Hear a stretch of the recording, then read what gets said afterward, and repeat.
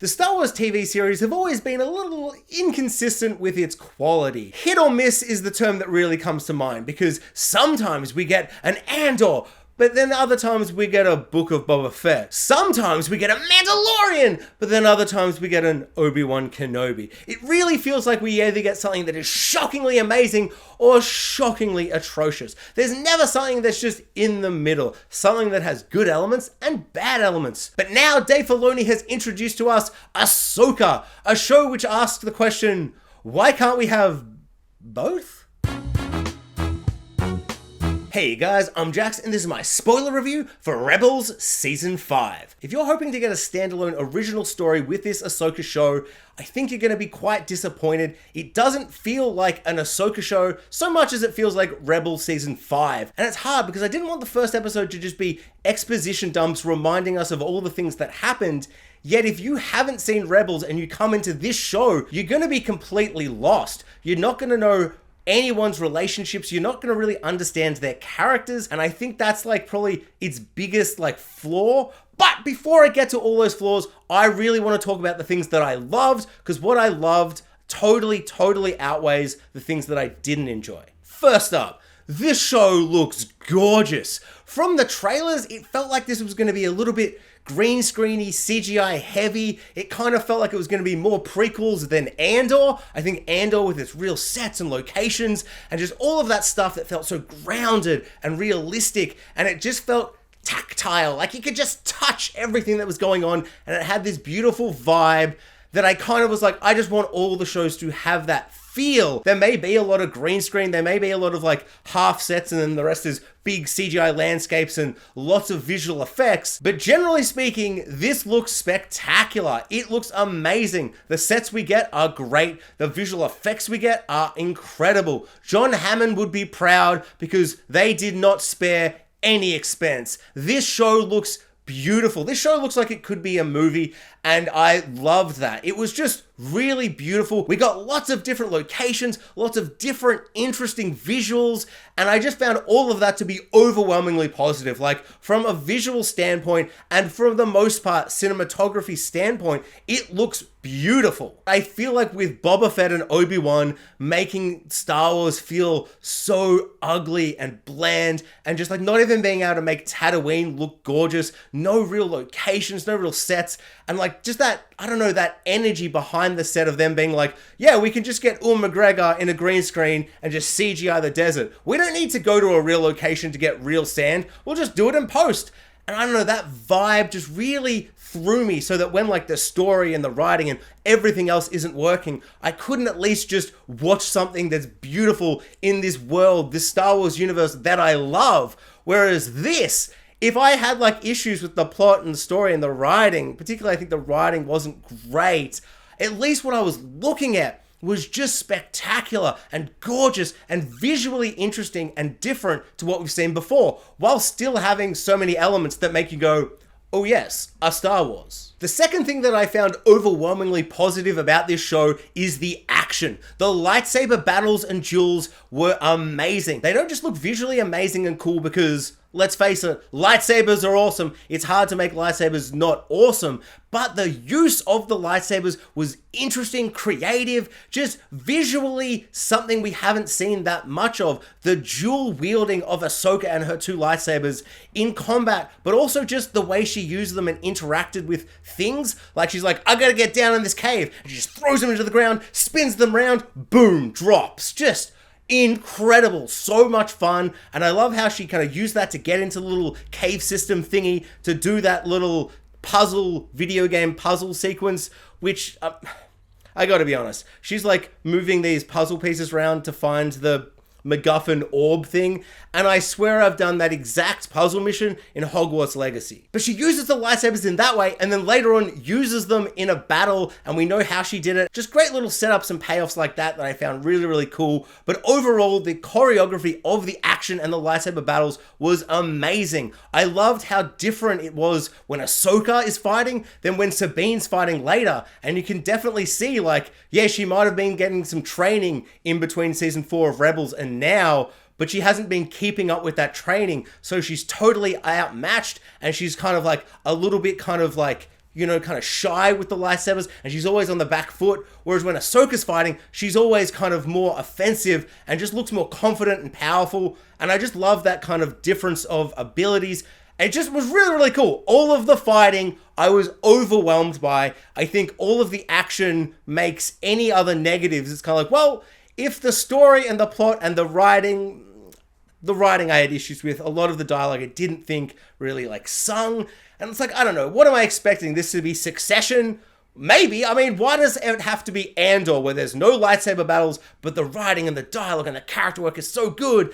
And then if it's not going to be that, it's going to be like clunky, ordinary dialogue delivered kind of okay. Like the acting's not bad, but I found a lot of the acting to be just kind of fine, which was okay. But with all that being said, if I can just watch amazing lightsaber duels with brilliant, gorgeous visuals, I will be happy, generally speaking. In terms of acting, Ahsoka is the standout by far. She gives this kind of quiet, restrained performance. There is a lot of kind of pain from the past that you can see through her performance. There's a lot of really quiet little moments where she's able to say a lot without saying anything, and I really, really appreciated that. You can see that she is like a superstar. Like they've got a really strong performer, this kind of older, wiser Ahsoka, and all of that works really, really well.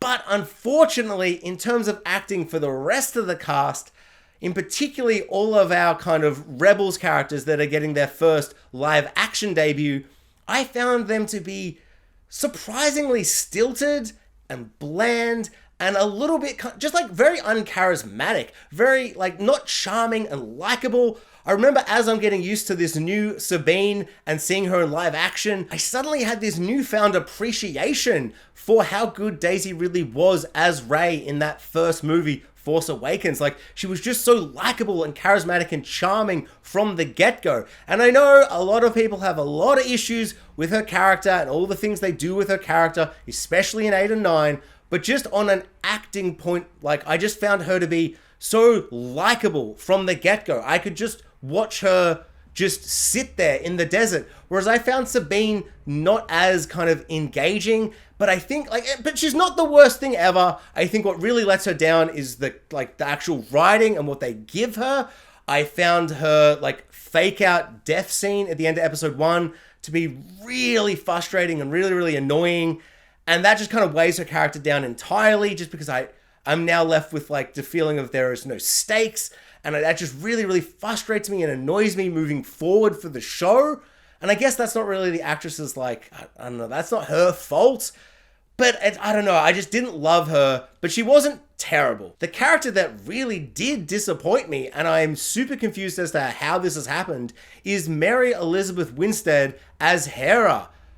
Mary Elizabeth Winstead is literally my second favorite actress of all time. She was my favorite until Anna Taylor-Joy just took over Hollywood and was just look at all these performances. But until she blew me away in The Vitch and every other show she's ever been in, Mary Elizabeth Winstead has always been my favorite actress.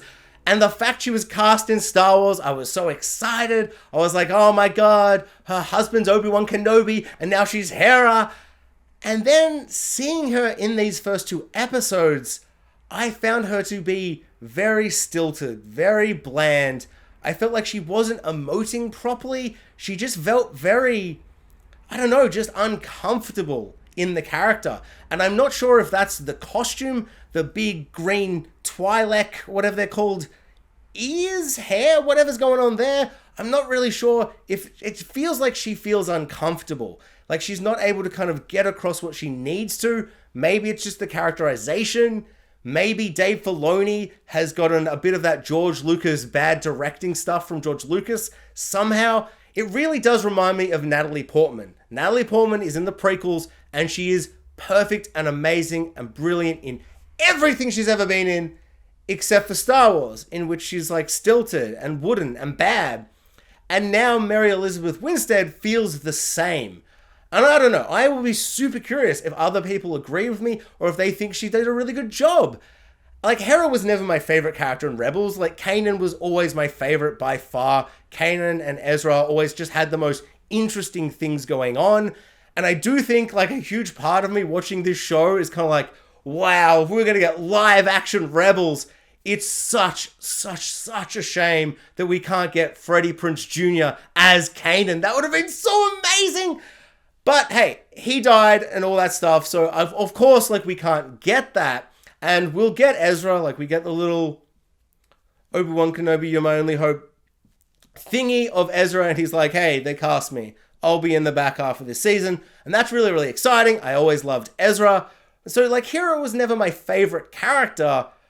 But because of the casting, I was, like, the most excited to see her portrayal. And I found it to be really disappointing. I just felt like with the green makeup, like, I don't know, it really baffled me how bad I thought she was. There was nothing like Sabine's fake out death that made me go, oh, maybe it's just that thing that's making me hard to, like, connect and emotionally attach to this character. I just found that all to be kind of, like, overwhelmingly, And I'm of two minds about it, because on one hand, it might just be that the Rebels characters that have transitioned into live action, their storyline and their writing and their plot so far has been uninteresting. But I think it might be the makeup, just because the makeup, I don't know, I can't see any other reason why she kind of doesn't grab me. Because then when we go to the dark side, our Jedi turn Sith on the other side with Ray Stevenson and his apprentice, all of that I found to be really exciting and interesting. His performance is amazing. He's never bad. I've loved him since Rome. Loved him in season 7 of Dexter. Loved him in everything. He's so good. And as soon as he rocks up, he kills it. Oh my God, I loved him so much. And of course, there's that little tragic kind of like element to it, because like he has passed, which is super sad and tragic, of course. And so there's a little bit of kind of just like loving to see him in his last performance, but also he just kills it. I think if he was still alive, I would still have that kind of emotion and like excitement to see him. And all of the bad guys, we've got the two evil Sith, although I guess they're probably not Sith, Inquisitors or whatever you want to call them, Dark Jedi, whatever. We've got them and the witch from season 2 of The Mandalorian, who is revealed to be a witch of who is revealed to be a witch of Dathomir, and I found that reveal to be super interesting and exciting. The witches from Clone Wars were always some of the most interesting and crazy characters that the Clone Wars ever kind of introduced to the lore. I just cannot wait to see her do some crazy witch magic. Super, super cool. A great kind of, I don't know if that's a retcon or just kind of a expansion of her character in the mythos, but all of that was amazing. All of their scenes were really, really strong. Loved all of that. And so I do wonder, is it just that the good guys have got boring stuff so far that hasn't grabbed me, and the bad guys, as is common in almost everything except for Marvel, where somehow the good guys are always more interesting than the bad guys? Usually speaking, in fiction, especially in this kind of fantasy, sci-fi kind of things, the villains can always just be more interesting than the good guys. So I don't know if it's just that that's making me go, to Hera, and like going, yay, to Ray Stevenson and his Dark Jedi and the Witcher and all that stuff. The plot entirely evolving around finding Thrawn, and oh my God, Thrawn is such a scary, evil character. He's so powerful and clever and all that stuff, and he looks at your artwork and goes, I know your art, so I know you. The fact that that is the entire plot so far is kind of a little uninteresting to me, just because, like, I know in the books, in the Thrawn books that came out years ago, in like the legends and stuff, is amazing. Apparently, haven't read those books. Apparently, Thrawn, that is spectacular and is clever and interesting and like a compelling villain. In Rebels, he wasn't that compelling and interesting. I felt like he never reached his full potential. So maybe he will reach his full potential in this show.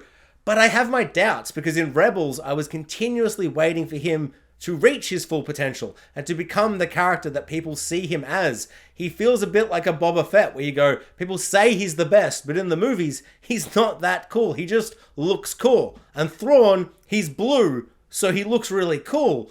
Yet he never did anything in Rebels that made me go, wow, he really is like an evil villain. There are some great little moments and scenes, mostly with him looking at art and being like, art or whatever.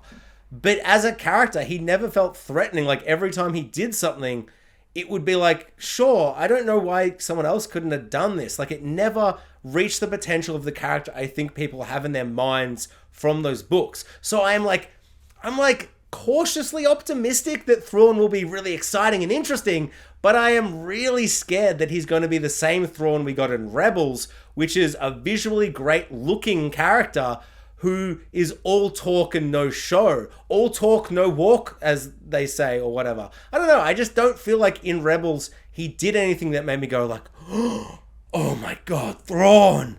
And I just kind of went, he just got bested at every turn. And of course, the villains have to lose to the good guys, but I want the villains to be interesting and beat the heroes in some way, and yet he never did in a way that I found to be compelling and interesting to the level that I feel like the fandom puts onto this Thrawn because of books that aren't the thing that I'm watching.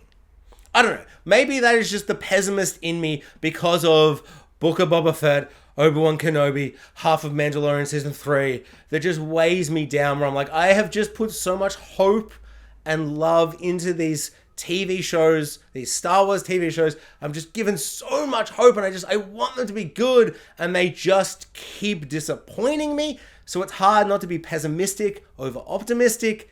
But hey, hopefully in a couple of weeks, I'm biting my tongue, I'm going back on my thoughts on Thrawn, and he ends up being the character he kind of feels like he should be. Yeah, but so far, them just being like, oh, we can't wait to... Oh, Thrawn's coming. I'm like, so what? He didn't really do anything in Rebels. Like, he wasn't that intimidating. But he's blue. But he's very blue. And I like that. And apart from the first 15 minutes, which I found to be really spectacular, just those first 15 minutes, those first two big set piece action just moments with the bad guys, then with Ahsoka doing her little mission into the cave video game puzzle sequence, all of that, and then the fight with the droids. Oh my god, the droids look so good. Everything was working so well. And then it felt like it really started to drag and like kind of take its time reintroducing us to the Rebel characters. And I think for people like me who've seen Rebels, it's like, okay, cool. We don't need bigger exposition dumps. We don't need to spend time like reminding people who these characters are. But I think if you don't know who these characters are, the introductions you get are not good. Like, she's essentially like driving a motorcycle and she's like, I don't care about this festival celebrating this guy that I loved that was a brother to me. Screw all that. Screw the kind of bureaucratic political whatevers. I'm just cool on a motorcycle. And the guy's like, I'm a cop. Pull over. And then she does like a cool motorcycle skid under a ship and she drives off being like, I'm just too cool for school. If I had never met Sabine and seen all the cool things she did in Rebels, I would be like, oh, so she sucks. She's a bad character and I should hate her. No? Well then I'm getting conflicting messaging from the things you're putting in your show. I'm not sure how many people are watching Ahsoka that haven't seen Rebels Season 1 to 4, but I imagine it's got to be like at least a kind of a strong minority. And I think for all of those people, like, what is this? This isn't like a good introduction to these characters. This isn't a good stepping stone, I feel. I could be wrong. Maybe you watch this and go, oh my god, I can't wait to see all the crazy adventures they had. But having seen those adventures, being reintroduced to them, I found to be like kind of, this isn't the way I think you should have done it. Like, we get Chopper, everybody's 7th to 9th favorite droid in Star Wars. He rocks up and he's all like, bippity boop, I'm a stupid droid. And she's like, oh, Chopper, it's something to keep your lid on or whatever. And I'm like, that's the introduction to this droid? Like, if I just think about how BB-8 was introduced, and I know, people have their issues with the sequel trilogy, but the introduction to BB-8 is awesome. He's cool, he's fun, he's visually interesting, he's just a great little droid, and you love him almost immediately. Chopper in this, would you even know that that's like an important droid to these characters? I don't know. I just feel like so many little elements aren't the starting point that this feels like it should and needs to be. It kind of feels more like it's season 5, where it's like, if you don't understand what the characters have done up to this point, why should you care now? It doesn't feel like the kind of starting point, but also season 5. The way I think that's like the balance they needed to find. I'll be really interested for people who have not seen Rebels compared to people who did watch Rebels. I imagine a lot of people who loved Rebels, like really loved Rebels, this will be good enough because you'll just be like, the characters, they're live action now. But for me, like, there are moments where Sabine is like just like walking and like sitting in her like home or whatever, and there's this music and this vibe where it's just like, this is a legacy sequel. How much do you love Sabine? And I'm like, I mean, I thought she was cool. I thought she was fine. I didn't love her. Rebels isn't something I rewatch. I love rewatching the Clone Wars, but Rebels for me, I found it to be more miss than hit, more filler than really great, interesting stories. There's a spectacular Darth Maul Obi-Wan episode, but like if you really like take it for like time, there's like 3 minutes of good stuff and then 17 minutes of Ezra just like wandering the desert. And I feel like that's like the whole of the Rebels show. At least for me personally. Like, there is some high highs. Like, the high highs of Rebels is amazing.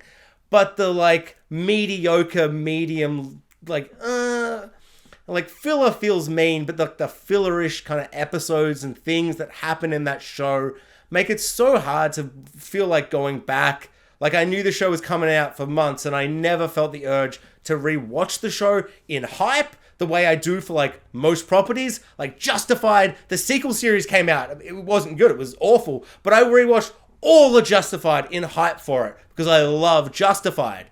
Honestly, that's my review of Ahsoka. Don't watch this. Rewatch the original Justified. And if you haven't seen Justified, watch Justified. Walton Goggins, Timothy Oliphant. It's so good.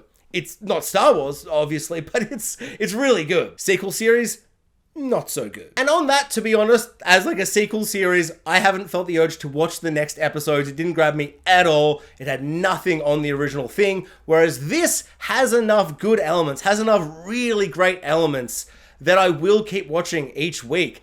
I'm not going to like wait for it to come out. I'm going to see it every single week because where it's leading could be really interesting, could be really exciting. It hasn't fully grabbed me yet, but I think it could end up being something really spectacular. If the cinematography and the visuals and the CGI and the action all stay at this level and then the story picks up, it could end up being something really exciting. Andor is probably my favorite Star Wars show that's come out. I really love Mandalorian Season 1 and 2. 3 kind of let me down and kind of, I don't know, I was just like, oh, I love Baby Yoda so much.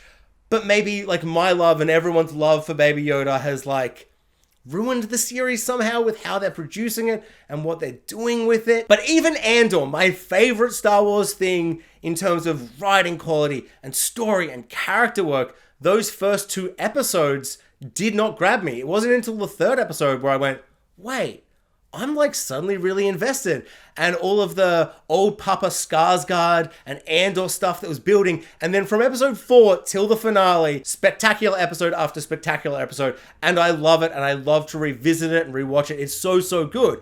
But it did take its time to kind of figure out what it wanted to be. It felt like it wanted to be like this HBO version of Star Wars. But then it kind of figured out it didn't need to be that. And it found its feet and found what it needed to say and how it was going to say it. So I think Ahsoka may do that. Also, just on that note, in terms of like releasing more than one episode at once and then going to the weekly format, Andor released its first 3. And I think that was genius because if it had it released 1 or 2 episodes, I wouldn't be in. But that 3rd episode got me. It got those hooks in me. And so they released 3 at once. Really great decision.